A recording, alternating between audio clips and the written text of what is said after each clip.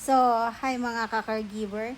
It's me, Eunice. So, again, sagot ako uli ng comment dito sa TikTok kasi yung agency ko to. Live-in CG rin ako. How come po may OT ka at allowance bukod ang salary? So, depende kasi yan bebe sa amo, sa usapan namin. Pero kasi, ang basic salary ko sa kanya is 900. Yun yung salary ko sa kanya. Kung susumahin, kung yung regular OT lang is pag hindi ako nagre-rest day ng Sunday, para makuha mo yung overtime natin, 'di ba, is 900 divide 26 siguro 35 lang. Kasi 900 ako, siguro 35 lang siya.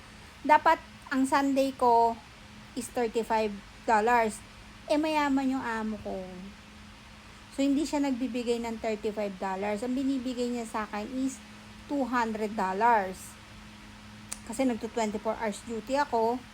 Twice akong nag-overtime sa isang buwan. Pero 24 hours yun. So, ang bayad sa akin, per overtime ko is 200. So, dalawang Sunday pinapasok ko, so may 400 ako. Plus, yung food allowance ko.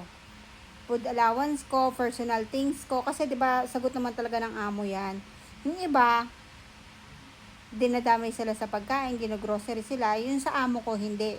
Bibigyan kami ng pera, 300, bahala na kami sa sarili namin. Kung magluluto kami, bahala kami. Kung bibili kami ng kung anong mga gusto namin, bahala kami. Basta, may, sa isang buwan, may 300 food allowance kami at personal things allowance. Tapos yung 100, bonus yun, depende yun pag nasa mood si big boss ko. Pero kung wala sa mood, di wala. So, ang nakuha ko, 400 overtime plus 300, 700.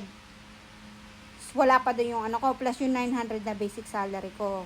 Yun po kasi yung ano namin, yun yung patakaran niya.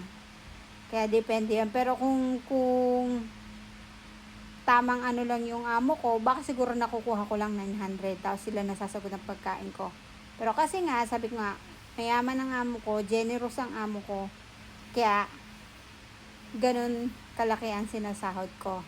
900 plus 700 to 800, mga ganon. Maba, 47, mga ganon.